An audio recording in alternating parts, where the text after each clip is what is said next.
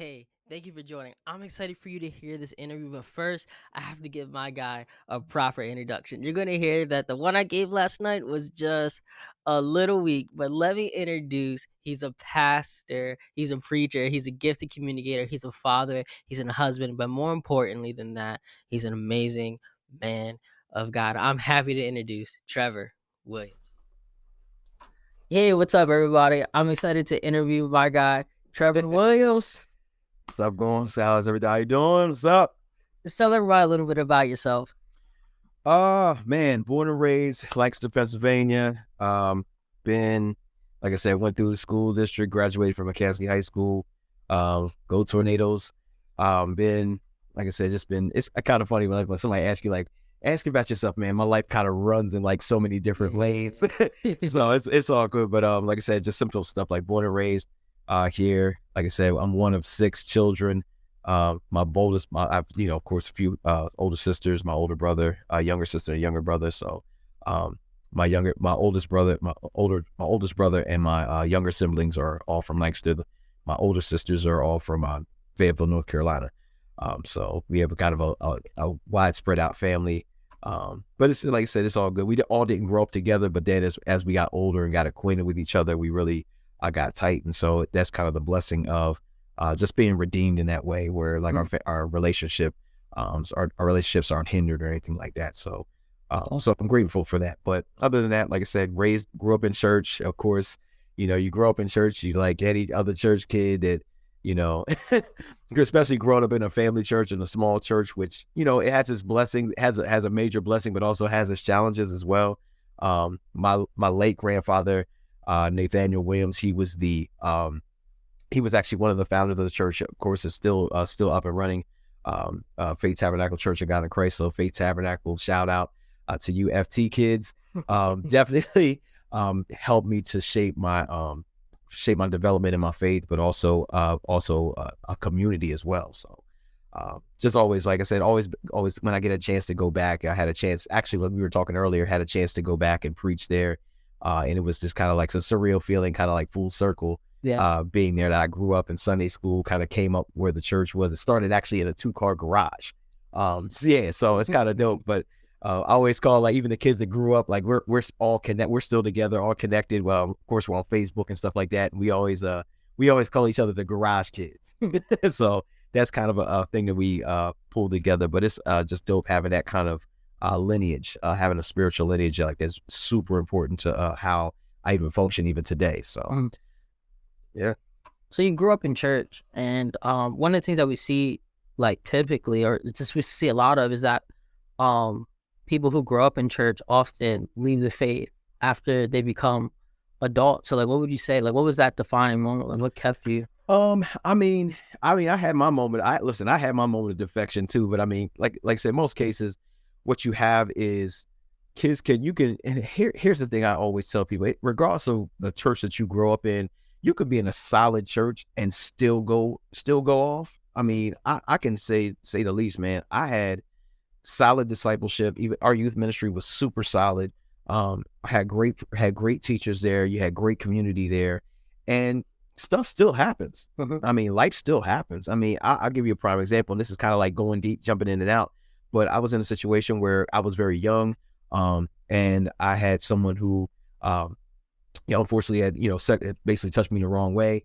And it kind of shaped it kind of shaped me for the rest of those years. Even though I was growing up in church, even though I was under a great ministry, those things still affected me, where I started getting addicted to pornography, started getting addicted to, just sexual lewdness, that dealt with identity issues, all through my teen years. And it kind of shaped kind of how I was during my teen years, where I really dove into athletics.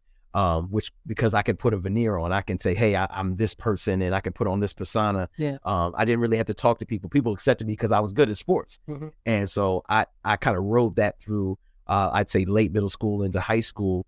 And I kind of left with these secrets that I was holding and dealing with, and those inner rustlings that I really felt like I couldn't talk to anybody about. And I think that's the deception of Satan, is that there's not people that go through the same things or similar things to you. And so I wrestled through those years, even though I had and that's the thing, I had great mentors around me. And I so thank God that they like continued to pour into me, even though I was dealing with all this stuff. I always say I had one foot in the church and one foot out in the streets in some respect. I wasn't like out there doing wild stuff, but I was out there. I mean, I was just being a teenager in a lot of ways, going to parties, getting caught up, you know, messing with girls, all that kind of stuff. We would call the normal kind of things that teenagers do. Um, but it came to a point where I was trying to get ready to I was looking to go to college. I was trying to get scholarships and had schools, you know, recruit me, especially particularly for track and field. And, you know, you have schools and letters and all that kind of stuff coming in. You're thinking, oh man, I'm gonna be up out of here. I'm gonna get full scholarship somewhere. And then out of nowhere, like had some injuries. My times weren't as good as what they should have been. And then like those offers they just start going away. Yeah. And next thing you know, like come August, then I'm working in a shoe store for like $6.50 an hour versus like people that I knew, they're off to school, going away, enjoying their college life. And I'm sitting waiting for the like number 14 bus to get back home. And it was a very sobering moment. And so I like just dealing with that. And I think back then I didn't think about it, but I was going through a level of depression because all I did was like, you know, just go out and party. I get my check. I'm going out. Yeah, we're going out to party. Really had no aim in life. And man, it was like, it took a few things, man. It took like, just hitting bottom in some regard. Like it really took hitting bottom. And I remember the moment that I hit bottom. My cousin was going to Morgan State, which is in Baltimore, HBCU. And, you know, they all like anything about an HBCU, they are known for homecoming. Like their homecoming weekends are on fire. I mean, that is the recruiting tool for any person going to any school is homecoming. And they, so I went there, went to homecoming, had a great time. I'm gonna lie, like I had a great time. But I'm like going front. I had a great time. I had a great time. Time of my life down. I had the time of my life down there. Shoot, I knew that. I said I couldn't go to that school because I knew I'd have been tearing up bad. But shout out to Morgan State because I got some great friends that have gone there and done some great things. So they're still a great institution. But it was crazy. I remember coming home and I was unpacking my clothes. And it was weird. Like, you know, I don't know if you ever experienced this, but like we call it party funk. So basically you open the bag up and you just had like everybody's sweat that you didn't dance with, you know, got your cologne, they perfume, weed, smoke, alcohol, everything come out the bag. So I call it party funk. And it's like, it just hit, I'm just up. And so I'm just unpacking my stuff. And as every time I was pulling out an article of clothing, I was like, every time I pulled something out, that bag got empty. And every time I pulled something out, it was just like the emptier the bag got, the more I felt empty. And it was just like this bag, I poured a whole bunch of time, money into clothes, doing a whole bunch of activities for that weekend. And I'm still coming back the same empty, broken, just like unfulfilled, feeling like I have no purpose. Everything that I was trying to do wasn't working. And it was just like, yo, God, I feel like I don't got no answers. And so I just like finally, like that day, it was like October 17th, 1999. That was like a day before my 20th birthday. I just like submitted my life fully to Christ. And I was like, I'm done. Like I said, I'm done with this. I was it. I was like, yo, I had enough. I tried my plans. My plans aren't working. I need to put it in your hands. Yeah. And just kind of went from there. Awesome. So like from there, like how do you end up in the military? Like, man, it's kind of interesting. It's kind of like I call it like we're jumping back and then jumping forward. So that same year I gave my life to Christ, I actually met my wife like I'd say about 4 or 5 months prior. Like I met her at a I was actually actually at Millersville's campus. My cousin was working out there for a summer program, and so we were just out there kicking it and whatnot, and you know, just sitting in the student section and, you know, like walking around, seeing girls walking by, all kind of stuff, and seeing people we knew. And this one, like I said, one young lady in particular just walked past, and it's like, I don't know what happened that day. I mean, because like I said, you see good looking women, but like for whatever reason, like she stuck out, and I was like, it was almost like I read everything about her, like in the sense of like, if I were to be with her, I was like literally saying to myself, if I were to be with her, like she seems like she's long term. Like literally, like it was like there was no didn't say a word to her, didn't know her name, nothing. I just like read like she has long term qualities. Like period.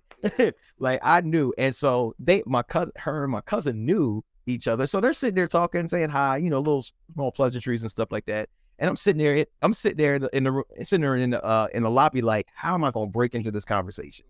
And sure enough, when I went to actually fix my mouth to say something, like I know it was God now, but at that moment I was like, something inside of me said, "You're not ready to give her what you need. But give her what she needs." Like literally, like cold stop. And I was like it was almost like I caught the words. I was like, "All right." And it was one of those moments where like and I always say this. I always say this when I have conversations with guys about relationships. I said, a good woman's going to make you do two things: either you're going to step up or step off. There's no in between. There's no playing around. You're going to either step up or you're going to step off. Either you can't handle that or you can't handle the pressure. Not say handle that, but you can't handle the pressure of manning up, or you're going to man up. There's no in between. And so at that moment, I realized I needed to step off. And like moving forward a few more months, and then, give my life to Christ, start to kind of move things around, start to, not go out as much, still starting to become more involved at the church to some degree. And like literally like 2 months later, I actually run into her again. And at a church, of all places, a church service. So I kind of knew, okay, she saved it. And I actually approached her, and I remember who she was. She didn't remember me. But we actually exchanged numbers. Actually, I called a business track session because, I'm a musician.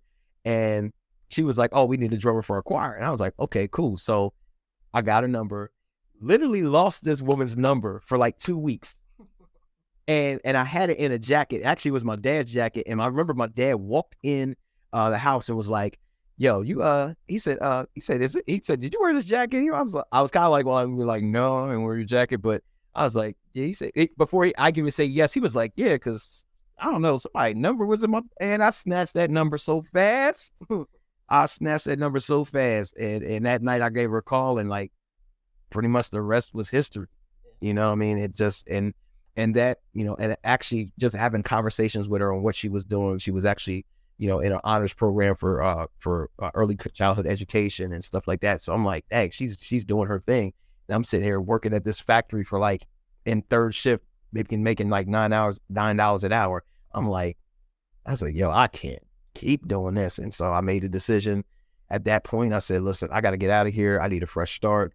I need to do something new. I just need a jump start somewhere. So I ended up enlisting in the United States Army, and 8 years, one tour in Iraq. And like I said, I wouldn't change it for anything. I learned a whole lot. I grew, like I said, I grew, not only grew in my faith, but grew and matured as a man. And like I said, it really helped me to focus. So when I came back, like I said, that experience, meeting people from different parts of the country and parts of the world, like it was my first time, and going to basic training was my first time going away. It was my first time being on a plane. It was like a lot of firsts that were happening, and it helped to shape me into who I am at this point. And it was like really a critical time, because it helped me to mature very quickly. And I found out there were some leadership qualities in me that I didn't know I had. I was good at leading myself, but it's another thing when you're leading other people. And so I learned how to navigate that space of learning to lead other people, not knowing what that was going to bring later on. So it was like I said, it was a really dope experience, and I thank God for it, because it really shaped me to who I am at this point. Awesome. So you spent 8 years in the military, and then did you get buried while you were in the military? Yeah, I actually like I'd say about 3.5 years in, we got married. And the crazy part about that is we like I said, we had gotten engaged, asked for her hand in marriage, and then like that was, and it's kind of funny, I did it it was like the same month 9/11 happened. So like on my time clock, 9/11 happened, and so everything changed.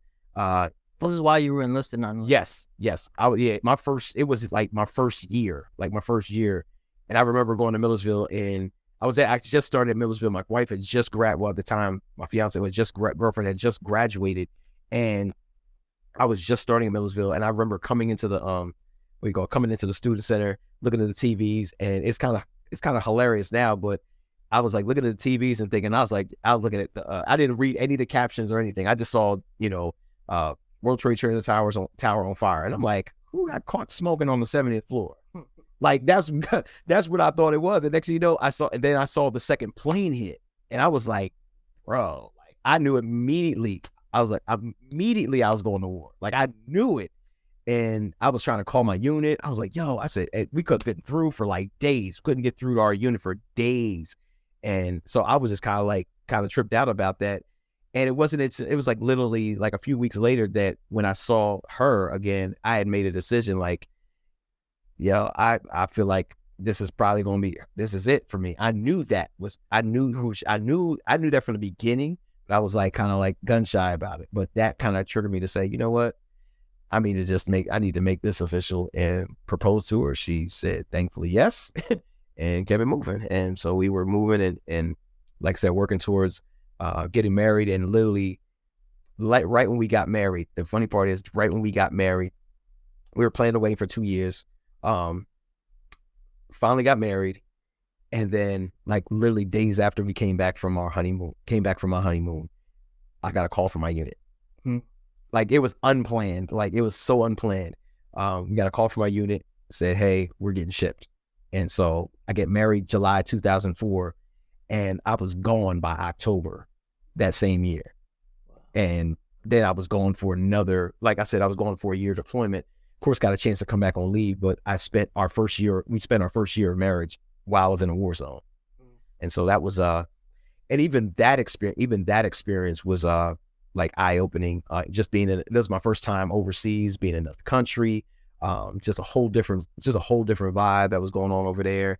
And even in that, I think that was like kind of a spiritual quantum leap for me, just getting connected with people over there that were, like I said, that were believers as well. And it's like, it was just like a different brand, man. Like I got over there and like so many things were happening spiritually for me that was just like, I couldn't even get into everything. It was crazy. But I took my call to ministry out there. It was like, I knew God was calling me, but I didn't know. I was just like kind of running from it because I saw people in ministry and I saw how like kind of the struggles they got to deal with and dealing with people and like, yo, people can be frustrated. People can like just work your nerves. And I'm like sitting there trying to like, you're trying to convince them about God's goodness and you just like dealing with people. And I'm not just talking about people like that don't go to church, nothing like that. That's not even an issue. It's people in church that'd be crazy. You'd be like, and I've seen like stuff firsthand and I'm just like I want to try, I deal with no people like that. All right. I'm good on that. I'm Gucci. And the Lord, like, he put me in a position where like, yo, it was like, yo, you need to take this call or I'll leave you out here. Like I'm like, yo, what am I gonna do with this? There's bombs, bullets all over the place. I said, this dude can take me out whenever he wants to take me out. I said, man, I submitted to the call, and so from that point on, man, it was like it changed everything for me. It changed how I looked at the deployment. It changed how I just like viewed myself. It changed it changed a lot of different things. Like so, just my approach to life in general. On top of being in a place where your life can end in like any moment. So it was really it was like a really pivotal experience for me. And I'll never forget it. I actually had a conversation with one of my homies that lives in California that I was out there with, and we were just talking about that, and just kind of like tears were coming to my eyes because I was like, yo, I said, you don't realize like how that set the course for our lives out there. And so I'm just thankful to God that I was able to come back with all my faculties in the sense of like not just my body, but just my mind. Also, because there's so many other soldiers who come back and they're just like, they're out of it, man. It's unfortunate. Like some continue to struggle with PTSD, but also get to the point where they feel like life is not worth living, and so they end up taking their lives. And so it's just sad to see it. It's actually sobering.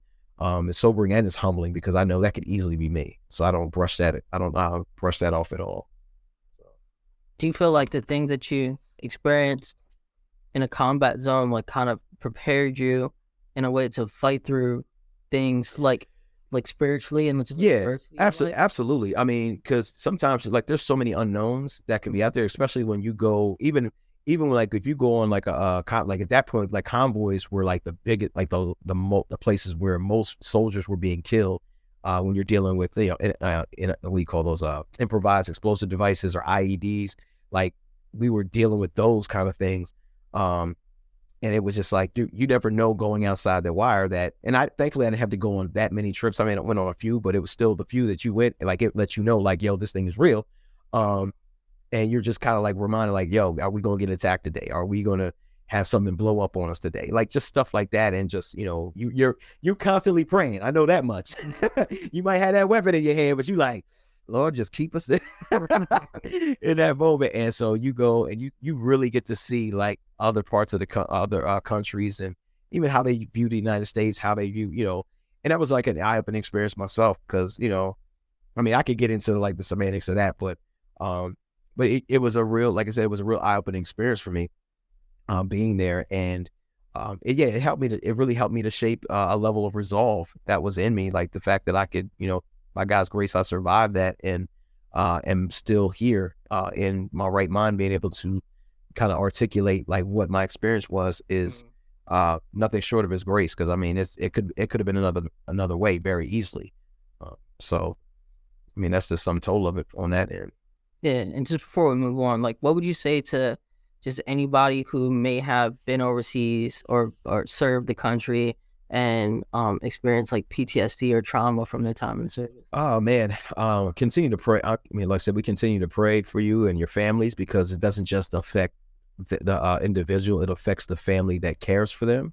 To seek counseling. I mean, get counseling, get some form of therapy of some type. There's so many things out there. I can't think of the Wounded Warrior Project. There's so many organizations that are catered to veterans who like they want to get away somewhere. I forget what the one I'm trying to remember what it's called, but they like have like this whole camp where they go out there for like a few days or something like that. They just take their families, they go out, they do stuff, and they really like try to connect with, you're connecting with other veterans and people that had some like really grave experiences, and then they're able to share in a safe space, because a lot of times as soldiers, and we don't have we're the oddballs. Nobody can really talk to us about like what we've been through, or really be able to empathize, because they've never been there. They may never have been in a war zone, but like only soldiers know what that's like. Yeah. And to have a safe space to be able to do that is important. That even has a spiritual component as well. Like,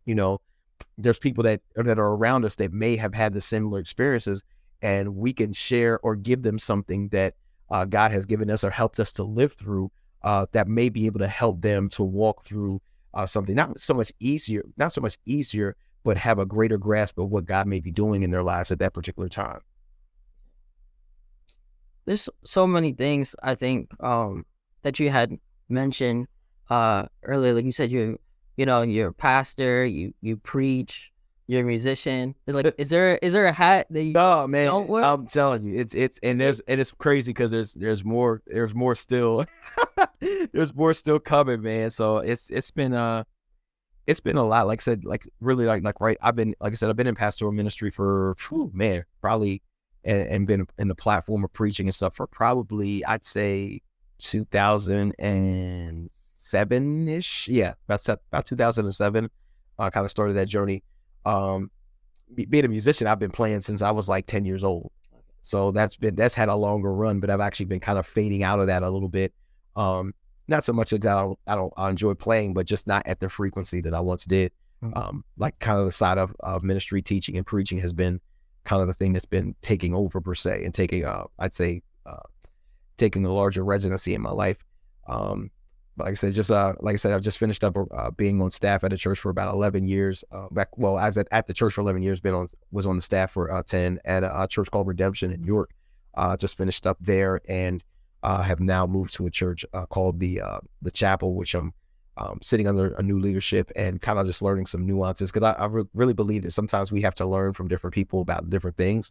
And I think that's just kind of where it's at right now, where I feel like the Lord is like pushing me in that particular direction. Sometimes you have to sit with somebody who's been through that, or is I'd say newly walking through it.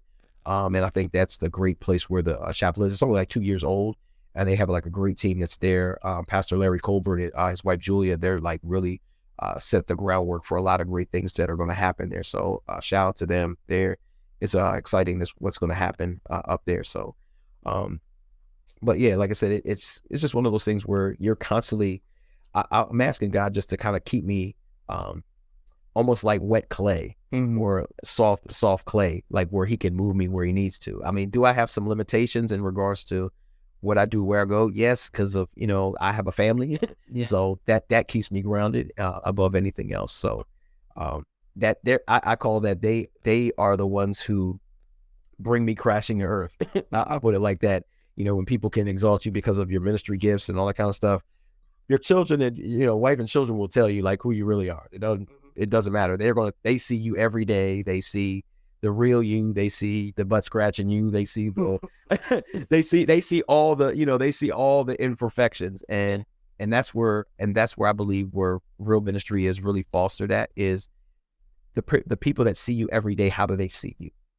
Do they see you as this person that puts on a show in front of people on Sunday, and then you come home and you're this totally different person? Or they say, okay, he does that on Sundays where they're playing or preaching, but how he is at home gets translated to what he is. I mean, what he does out there, he has to translate and put it into practice while he's home. And that's I think one of the biggest things that I really strive for is trying to have the same. It's similar because we're going to all be different in different spaces to some degree. You can be yourself at your house. I mean, and it not have, and it not what's the word I want to use? Not violate any godly integrity. And I think that's the one thing that I believe some pastors are finally getting to that place where they're actually finding some being themselves, and it'd be okay, like having other hobbies and other things to do. I think that's necessary because it keeps you fresh. Friends. Yeah, having friends, man. Listen, I know so many. It's crazy. I know so many pastors that don't have actual friends. They're like acquaintances. They're like, ministry buddies per se, but they don't have like real. Just somebody you can kick it with. Yeah, just somebody go like play golf, go to the gym. Just go take a trip, go grab something to eat with, like just to chill out. And like that's pivotal. You need people around you because you need to feel like normal. Because sometimes people can make you abnormal in a lot of times. And if you're always used to putting on all the time, it's like, nah, you're going to find yourself burned out because you're trying to put up this persona that's not real in a sense. And you'll find yourself trying to protect that more than actually protecting who you actually are. Yeah. So you spent a lot of time in ministry. What is some advice that you would give to like someone younger than you that is like, they might be feeling that call, or they may think they're feeling that call, or be considering, taking that step in like pursuing ministry? Like what? Oh, make sure it's God. One, make sure it's God doing it. Make sure God is. But the thing about it is, there are certain people I'd say that will speak to that. There's going to be confirmation that's going to speak to that. There's going to be people who are going to see, they're going to see that call in you, and they're going to be able to confirm that. And it might come at the like most interesting times, but there are people who will be watching like there's something they'll be able to call it out. And I'm not talking about in a big grand thing, but they'll just maybe pull you to the side or something like that and say, and they'll just be able to tell you, hey, I think God's showing me something about you. And that part of it, but then kind of like the segue into that is mentorship. This mentorship, discipleship, I think is like one of the biggest things that I feel like is necessary. Like I heard this at a conference recently. They said pastors need pastors. I mean, even if you're leading a church, a pastor needs a pastor that has been like either been further along or has had experiences that they may not have had the experience, or even having to deal with challenging situations that your church may not face yet. I'm gonna say yet because if you're gonna deal with some stuff, you're gonna face it. Money back guaranteed. And the best way to have, yes, God's going to lead you in those directions. You're going to get your guidance prayerfully from Scripture, and of course, the leading of the Holy Spirit. And at the same time, it's good to have counsel around you. because even scripture talks about, in the multitude of counsel, there's safety. So having good counsel around you, having somebody that's mentoring you, and like I said, and having thirdly, having accountability, having people who have their best. When I call people, the people that are in my life are the people that say, or I call them, don't fumble the bag, because they are the people that are at all costs. They are into you in regards to your spiritual well-being. They understand like what God is calling you to, and at the same time, they're the ones that are like, yo, don't fumble the bag, and they will call you out in a heartbeat because they love you enough to be able to do that. And you don't even have to have a whole bunch of people. You could just have 2 or 3 people, and that works. It works because, and I've been thankful to have at least like 2 or 3 people that in my life, probably the duration of my walk in Christ, that have been with me the whole way through. And I call myself privileged to have that, like fully privileged. I mean, I call them lifesavers, man. My best friend Antoine, my friend Mike Booth, and you have to say, Booth, because I was at the mission, but those guys, like they were critical. They're critical to my development as a believer, and also even in ministry. So that's one thing I can really say is have people that are really intentional about like really pouring into you spiritually and caring about your well-being, like caring about you, not the gift. That's a byproduct, but like really caring about the person's soul more than anything. Because there's a lot of gifted and talented people that are like flawed heavily, and nobody's calling it out, and they're doing a disservice. Because guess what? I heard KB say this recently in a podcast. He said in his podcast, Southside Rabbi, he said nobody cares about character until character ruins everything. And that's a scary thing. Like that you could have something and in like one instant, like everything is gone. I mean, I even go back to the example of the Trade Center towers. Like it took 7 years to build those towers, like 7 years. It took 45 minutes to bring it down. Like think about that. In the totality of the time it takes to build something like that, with all the steel and work and planning and everything else. And then you finally get there, people are living in there, and then in 45 minutes, it all crumbles. That's how our lives are. It could take years to build a reputation or build a ministry or build something, build credibility, and then one incident, everything comes down. So, yeah, I think to just like switch gears a little bit, I haven't been able to like see it up close in person, but I've been able to watch from afar over the last couple years some of the things that you've been through. Yeah. Is that something that you that's right. Yeah, I'll share about that. It's kind of been set the tempo of where I'm at now. Do I wish I'd have had to go through it? Absolutely not. I mean, I wouldn't wish it on my worst enemy, to be honest with you. But of course, as you know, I'm now a single father by way of being a widow. My wife, of course, who I talked about earlier, whom I met many years ago. We were, like I said, married 17 years together, about 21 years altogether. Unfortunately, we were in a car accident not that far from here, June of 2021, where a vehicle came from the other side of Route 30, came across the grass medium, and we hit our vehicle just as we were getting ready to go into an underpass, so there was no way that we could escape. And it, like I said, everything, like life at that moment, I mean, I can say it to the degree of like, everything June 19th at 6:14 p.m., like everything flipped on its ear. It just seemed like everything flipped on its ear. Like everything, like my wife, my children, myself, were in the car, just on our way home from like just we were like mostly spending the day together, and doing like we would normally do on a Saturday. Like it wasn't, I mean, either we'd be home chilling or we'd go out somewhere. So it was nothing normal. It was nothing out of our normal, like run of the mill thing that we would do on the weekend. So there was nothing strange or that was going on. There was no this funny feeling like, something's going on. I just feel strange. Like, none of that stuff. Um, and we were just doing what we usually do. And we were on our way home. And I remember the last conversation that we had, we're like, like, when we get home, let's get the kids, get the kids early and get them ready so we can get up for church the next day. Mhm. And like, next thing you know, I pop up, I see a vehicle coming across, and I'm thinking like it's going to stop in the middle of the road. And then next thing you know, it just pops up out of nowhere, like just going like full throttle and just hits us head on. And next thing you know, I'm like just almost clueless of where I'm at, just a lot of different things. And, unfortunately, um, my wife passes at the scene of the crash. And I think the grace in that was, that she didn't have to suffer. Um, I think that was just one of the things that I really, for a while, I actually wrestled with it. I was actually having this conversation, um, because I'm kind of like risk adverse. Like I would say analytical and critical. I mean, sometimes I can be that, but like I'm very risk adverse. And for me, it was like, I struggled with, what if I turn this way? What if I turn that way? Maybe I could have got, like, I wrestled with it because we're military. Like Mhm. we see like adverse stuff like that all Yeah. the time.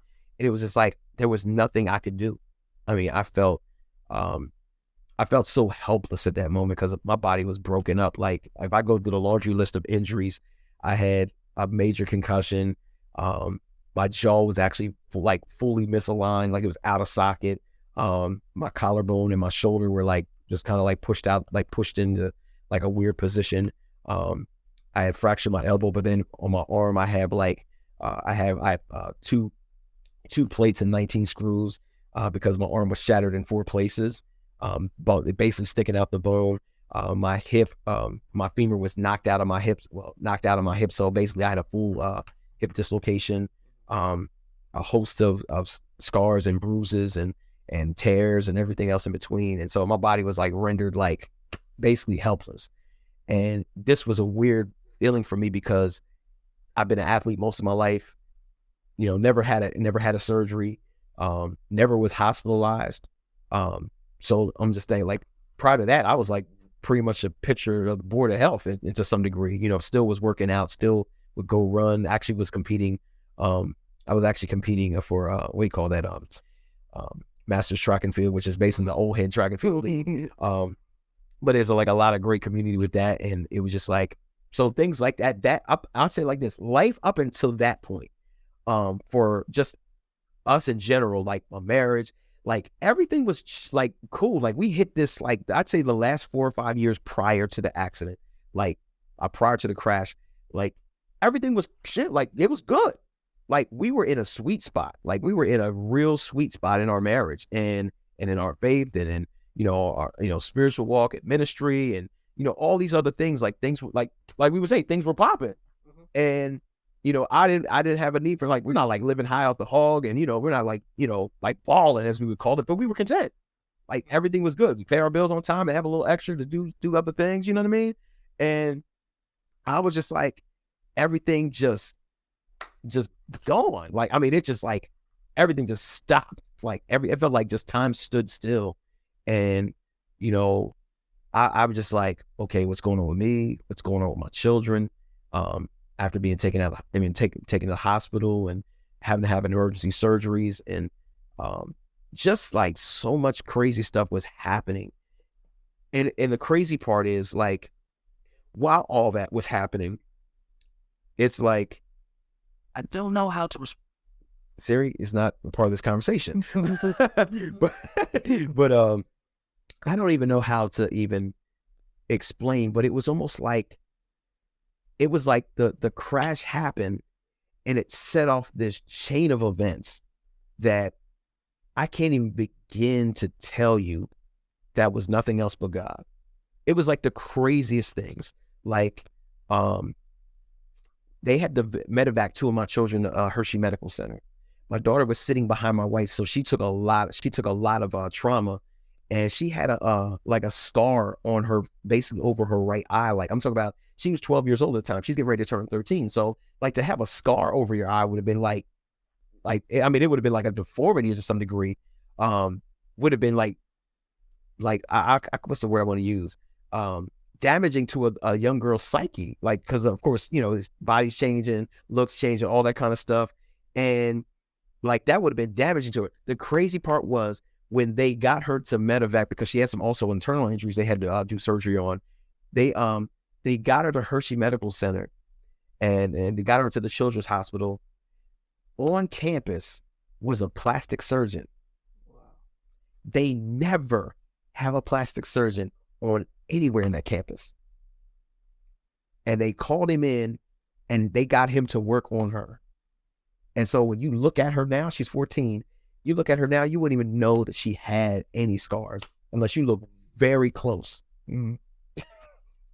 I mean, stuff like little stuff like that was starting to happen. Even when I went to the hospital, like of course we were kind of still in the coals of still COVID was still kind of the thing, and and I remember getting to the hospital and there were like so many people there.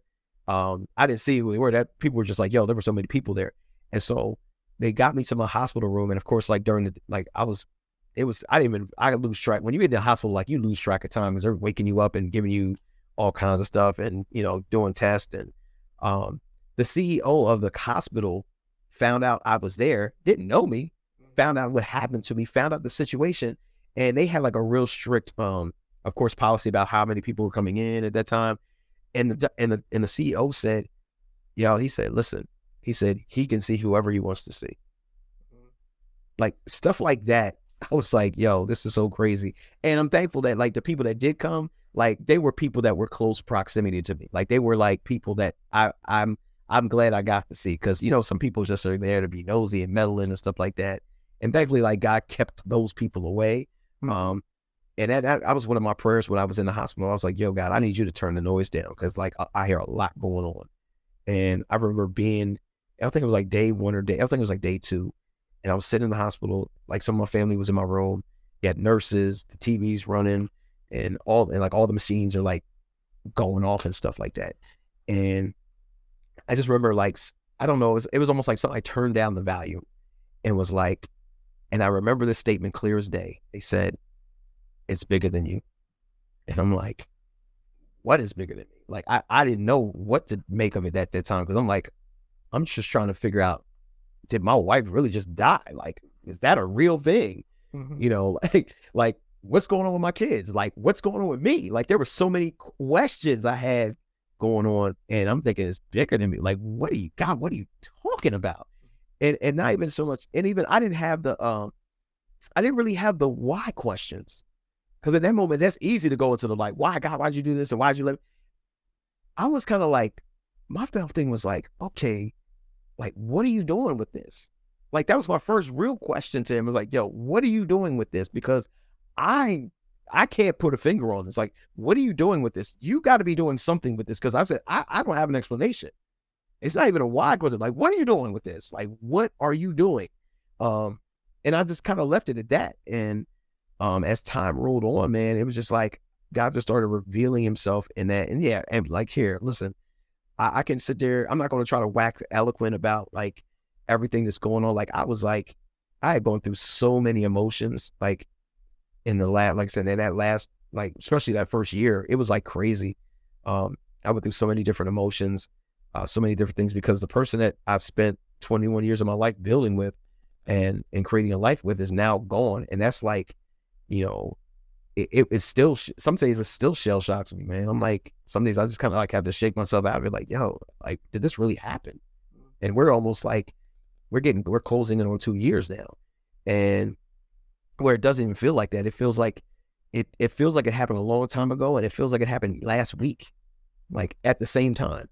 Um, so it's been really like a really challenging thing, and then stepping into that next part of it is how do I deal with this tragedy being in ministry, being on a pastoral team, being a public figure. And it's like, it's different. It's so different because now, and I think what got my attention more than anything, um, was like you get on Facebook, like I finally got a hold of my phone. I'm surprised my phone actually survived the crash, which is kind of amazing to me.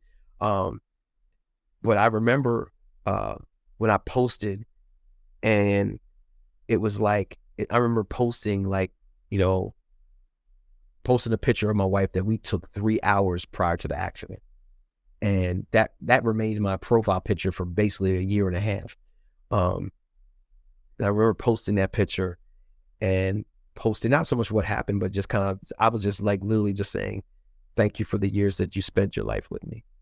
And because it was like, I could easily be in a position of like, why did she leave? Why did she take, why did God take her? But I was just like, I was just in a mode of being thankful because one, it wasn't her fault, but I wanted to thank her because I thank God for her because she helped me make me the person that I am.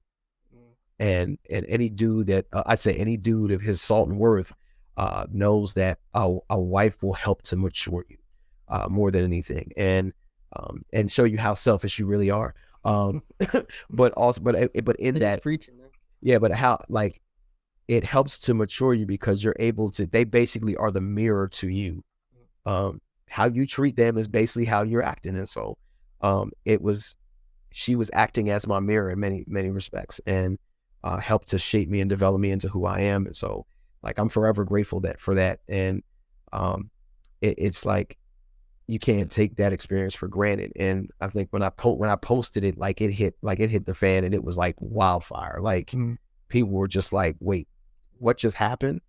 And it was kind of crazy. It was just kind of a crazy scene. Like not just, people were like, my phone just started blowing up immediately. Like I was like, I'm not taking any calls right now. Like I had to shut it off because it was just crazy. Because a lot of people knew like initially, but then when I posted it and it like kind of became official, it was crazy. And then just watching online, like the tributes that people gave to my wife, um, that was so like, that actually was so heart filling for me, to watch people just talk about how certain things that she did that I even know she did, for them. And for me, it was like, it was very, what's the word? It was like, it was giving me my flowers because to watch how her life impacted so many people, um, that was kind of like a tip to my cap in the sense of like, yo, this was my boo. This is what she did. This was a part of her character, and that was like, she didn't she like I said, she didn't change character. This was who she was behind closed doors and out in public. And so I was like I was just a grateful husband at that moment for people, being able to share like candidly about like what God had like placed in her and what she had did for them, not only like personally but professionally in her career and everything. And so it was like um it really kind of put me in a place where it was like, man, I had something, not that I didn't know, like, not that I was like ungrateful or I wasn't cognizant of what she brought. Like I was aware of it, but when you lose it completely, like you really, really, really feel it because it's not coming back, and it's like, man, and you think sometimes like, yo, can I gain that or get that again? And it's, and that's a whole nother conversation for another day. But it's just like one of those things where um, it's having to learn how to pivot.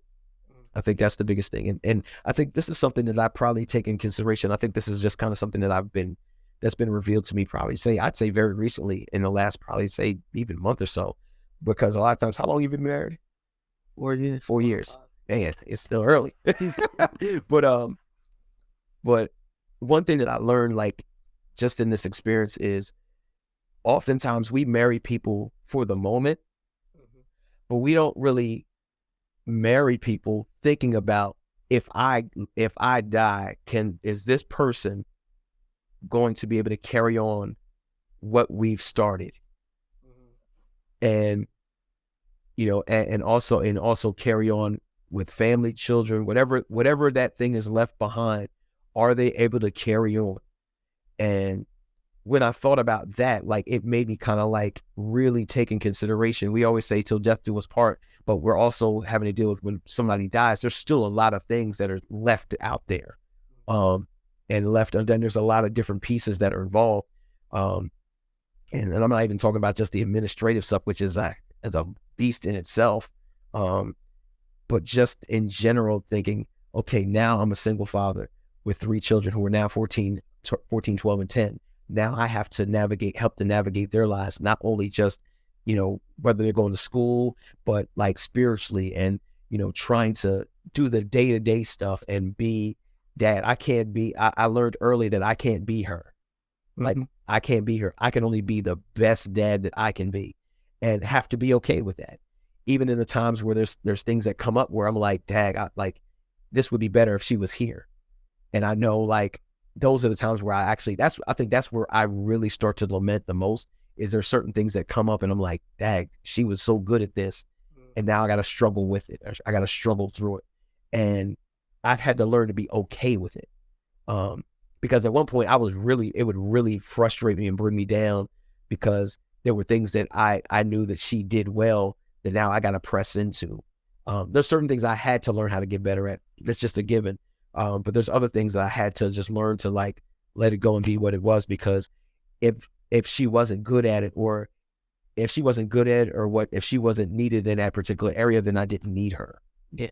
And I think that's kind of reconciling with that part of it, has been challenging. Um, I think the other side of I'd say being a public figure, and I had to kind of come to that conclusion too, is I didn't like live this life like, oh, I'm a public figure, I'm somebody that people are watching. I never looked at it like that. Like, being in ministry was just kind of like, this was servanthood. I didn't look at like any kind of quote unquote fanfare or whatever. But what I did recognize was there was a lot of people that were watching us, um, that they were watching our lives in a way that people were like, they said, man, we just saw y'all as examples and godly examples. You guys were a married couple, like, you didn't have no fluff. And that's what we wanted anyway. Like, I always tell people, I said, we loved each other and we liked each other. Because there's some couples that don't like they love each other, but they really don't like each other. They pretty much roommates and been together for 30 some years. They roommates in church. They are roommates. They ain't no intimacy, none of that. They ain't taking no get. It is like dead, like it is. But we genuinely loved each other, but we also genuinely liked each other. We liked being around each other. Um, if any opportunity would come and we could just kick the kids out, yeah, we're bye. Love you. I'll see maybe a day or two, but we enjoyed our time with each other. And so I'm just thankful that, that we were able to leave a legacy and a living epistle with people, with our lives. And so it was I'll be honest with you, it was actually scary, to be honest with you, as far as like all these eyes are now on like what's going to happen next kind of thing. Because now, like, it's like, okay, now he's not married. I'm in ministry. Is he going to come back to that? It's like all these things. And it's like, there were sometimes I did feel the pressure of, not so much the pressure of coming back. And I'm thankful to God that I had people that were around me. I had a council of people around me. I have two friends that are that were widows at one point, widowers at one point, widows and widowers at one point. Some have been remarried, some have never got married. But they were able to coach me through some like critical parts of the process. And kind of like help me to like look out for certain things, and kind of just remind me of certain aspects, even to the point where like I had a conversation with my son. My one son's it's funny, my middle son has two godfathers. It's kind of a wild situation. It's real funny. But Rick Loper was like one of like a real key person in this conversation. He said, listen, he said, you're 42. At the time I was like 40. Yeah, at the time I was 42 and 43 now. And he said, dude, he said, listen, I already know. He said, you're going to get married again. I was like, at this point, I'm like, I'm not even thinking about it. Like, not even like put in the realm of possibility. But he said, you don't have to, he said, people don't have to, you don't have to rush to get there. He said, but there were three things that he gave me that I mean, have blown my mind, but it actually brought down the pressure valve in this way. And he said, and these are freebies right here. So this free game. But he said, you're the place that Toya has in your heart will always be there, and nobody else will be able to get to that. And I was like, and he said, and that's okay. He said, number two, he said, you're going to have to create capacity for somebody else. You're going to have to work to do that. And number three, he said, the person that you create capacity for has to honor where Toya has been in your life, because they ultimately they directly benefit from that time with her. because you don't become the person that they need without her. And it's like, yeah, it's like that stuck with me because I was like, and once I framed it that way, I put it like this: it closed the how do I put it? It closed the strainer in a lot of ways, the filter in a lot of ways, in sense of like, because let's just be real, the reality is they're going to float around. I mean, it is what it is, and it's not that they're bad. I'm not going to like get into that part of it, but like it closes the filter and it makes things very focused. And so you're less likely to put up with a lot of foolishness. And you kind of see it, and also like the people that are around you will see it very quickly, and they will tell you, "Yo, no, not a good look." They say not a good look. They're not here. They're here for all the wrong reasons. One is Josh. She's actually behind the camera, so she always gives me all kind of havoc. She is my like publicist, big sister, business partner. So she gives me all of it and lets me have it, including my best friend Antoine. And they're like key people that have kept me honest in this progress. And like I said, I'm thankful for counsel that's around me during this time, because it is what it is, man. It's like life happens, and you need people that be able to lean on, and people who are going to keep you focused on what the tasks are and what what this next day look like. So yeah, man, it's a lot. It's a whole lot. I could jump into a whole bunch of other places too. There's with this, like, there's this age-old question, right? That everybody always seems to ask and people seem to wrestle with, and it's probably a part of a lot of people's deconstruction process. Yeah. We can use that word, right? And I'm not trying to trigger anyone, but one of the things people always ask is, why does God allow bad things to happen to good people? And like you had mentioned, you didn't necessarily say like why God, but you were like, what are you going to do with it? Like, right. Like, how did you kind of like wrestle through like that thought? I think the number one thing is people need to come to this reality. And I don't brush over any situation that anybody has ever experienced, because guess what? First off, we live in a fallen world. We live in a fallen world. So therefore, unfortunately, as believers, we're a part of that fallen world. And so we run, I call it like this: our lives will collide with the unfallen parts of this world all the time. And so even for the person that hit us, the person, unfortunately, they're in jail. And of course, they're in prison now. But they made some choices that led to that led to us being hit and this tragedy being what it is. And, and it boils down to that. We have to make a decision. And I heard somebody interesting say this. I don't know. I'm trying to remember who it was. Like I said, those questions. If God is such a loving world, how come, there's all this evil in the world? Well, the reality is man rejected God's love. And so now we're seeing the results of that. And anytime that you reject God's love, then you're going to have injected something else. And that's just simply what it boils down to is, when I reject God, he said what Scripture talks about. He said if a man loves, says he said he loves his, well, he said he loves God and hates his brother, he's a liar, and the truth is not in him. That's the sum total of it, is that the truth is really not in us. It doesn't exempt us from making mistakes. It doesn't exempt us from sin, from those kind of things, but understand who we're forgiven by, but also who we're redeemed by as well. So I don't try to brush off those kind of things and say, I just kind of leave it to these short Bible, I call it short Sunday school answers. That's kind of like the overarching theme. Within there, there's a bunch of nuance. Even with my situation, like everything, like there's a bunch of layers that are involved with this, and a bunch of emotions that I walk through with this every day. And sometimes having to ask those why questions. And I mean, I could tell you there's days where like I feel great, and then there's other days where I'm just like, I'm miserable. Like it is what it is. I mean, I don't feel like going to work. I don't feel like doing anything. I don't feel like cooking for the kids, like none of that stuff. And I mean, I've walked through some very low places with this. Like I have family members who like go to her resting place very often. I can't go there that often. I just can't go all like that. And thus I really, really feel like I need to and honestly, I go there just to cry anyway. Sometimes when I feel like I got to go out there, I just go and I just cry. And I usually go at a time when I know that nobody else is going to be out there. It's just going to be me. And just having that just having that time of just releasing, because like I said, I'm still at this point, I'm still heartbroken. It's just the reality of it. Like Mhm. that was the love of my life, and that's the sum total of it. And just think that I can't devoid myself of my humanity in this. Though God has given me a call, calling and ministry and all this other stuff, I can't devoid my humanity. Um, and I think it's just coming to grips with that.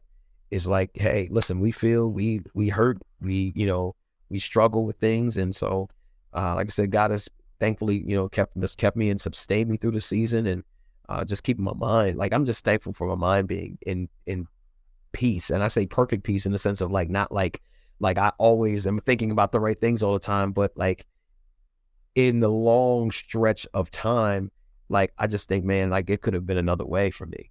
I know that for sure, and I'm just grateful for that altogether. Yeah. One of our first memories of you is uh you were preaching at chapel at Water Oh Street, yeah, Water Street. and you came in with this big staff. I don't know if you remember. I don't remember. And then you were talking about my sheep know my voice, Oh wow, and you just stood up there, and it wasn't a long sermon. It was about maybe like 15, right? like 20 minutes, and Yeah, you just went on and on just like how like the sheep know the shepherd's voice, right. and Wow. kind of just like really dove deep into that I got topic. it on tape. I might appreciate it. Yeah, I remember like I seen you come in with the Man. staff. I was like, oh, what are we gonna talk about? I had to go do some things that I snuck in the back, Wow. and you're up there, you're preaching, and um, like so, like I'll kind of want to end with this, like in this season of your life, like how have you or what have you been hearing from like the shepherd? How's it been leading you? Man, I'm telling you, the way the Lord has been leading me has been like very interesting in the way of how I'd say like this season has been crazy because of the divine encounters that I've had with Mm. just people and places. And um I give like I just kind of give a kind of I won't even say the shameless plug, but like a few months ago we were just talking about earlier before we got on Flavor Fest, and so I was down there at the conference. Hadn't gone in 7 years. I was like I said, I went there as a performing artist with God Team Godsent Okay. with Geo and with DJ Faith, and so we had been touring for a few years years prior to that, and so I didn't get a chance to go back for another 7 years. So I said I'm gonna just go this year. Took some time off of work and I just went, not knowing what was going to be there, just kind of like, go to a concert, go to some conferences, go to concerts and go to some workshops and just enjoy my time there and learn and connect with some people again. And I went down there and I was, I was down there and I was actually at a hotel and I was I was coming downstairs, went to the gym, ran into a gentleman at the gym. We talked for like a brief second and kind of just went from there. And I went to the breakfast bar to go grab something to eat because I was going to go upstairs first, but then I said, nah, let me grab something to eat now. Just go sit down and eat and then save me some time. Gentleman came back out. He came out a little later. I was still eating, and he said, yeah. He said, yeah, man. He said, good talking to you. He was like, no, real short conversation, but he was like, yeah. He said, I got to get to this conference. I was like, which conference? He said, Flavor Fest. I was like, oh, word. I said, I'm at the same conference, and he asked me if I was performing. I was like, no, I'm just a participant there, just kind of hanging out. And so he got his food. He sat down and started talking. He introduced himself. He said, my name is Peter Lopez. I am a shout out to Peter Lopez, and he was like, my name is Peter Lopez. He said, I work as he said, I actually own a publishing company. And he said he's had like over 1,000 authors. He's had a few bestsellers. And he said, he just started talking about it, and like, dude, like tears started flowing from my eyes because I wasn't sure what I was going to do. Because a few years ago I was writing a book, but it came like more like a hobby. I would pick at it once in a while, and I felt like the Lord was like prompting me to write about my experience the last year or so. At the time, it was about a year and a half. Wait, no, it wasn't a year and a half. I had just passed a year anniversary, pretty much, of my wife passed. Like it was like maybe a few months, a year and change, and like tears started flowing down my face because I was like, I said, dude, you don't realize what you're saying right now. And so I started kind of giving him context of, what's the last year has looked like for me, um, and just watching like how God has been like moving even in that. And he just like, he looked at me like I was crazy. Cause not only did I lose my wife, of course, my father passed away 6 months later, around Christmas time. And then my grandmother passed away 3 months later. So I basically had to lay my wife to rest. I had to eulogize my father, and then of course help with the arrangements with my grandmother. So I was like nonstop in fight mode, um, just trying to like pull everything together. And it was like, I was just at that point when I went down there, I was tired. Like summertime I came, like I took a trip that I basically got off the I call it the I got off the grid. Did nobody know where I was at? I was going. Like July, I was out. Just went away with my kids and just took off. And just wanted to just stay off the grid, stay out the way. I'm just tired. I was like so exhausted and just trying to figure out what was going on. So back to that conversation, um, I I just told him my experience, like what was going on. And he said, he just sat there and looked. He just looked, he was just shaking his head. He said, dude, he said, you don't realize people need to hear your story, and we'll publish your book. Hmm. And dude, like, I was like, I didn't know whether to laugh or cry or what, bro. I was just like, I cannot believe. I was like, yo, I'm saying what? Like, what? Hold on. I said, a book? I said, yo, I just flowed, like tears were just flowing. And I just was like, I could not believe it. And I just, it was just kind of just crazy just to see what God was doing with that. And I was like, he said, you don't realize how many people you're going to be able to help with this book. And I was just like, man, I don't even know where to begin. And so he started introducing me to his business partner who was down there. And we started talking, and kind of got I just kind of got like some basic things down in place. And like literally, I had left them Monday morning. I already had a meeting with them, and so we had basically got this deal together. And I had some sweat equity to put in as far as like financial responsibility, but they handle like everything. So I have a book coming out here very soon, and Awesome. yeah, so it's going to be coming out soon. I believe in the spring. We're actually aiming for the summer. It's going to be the title of it is called God of the Gray Area. Wow.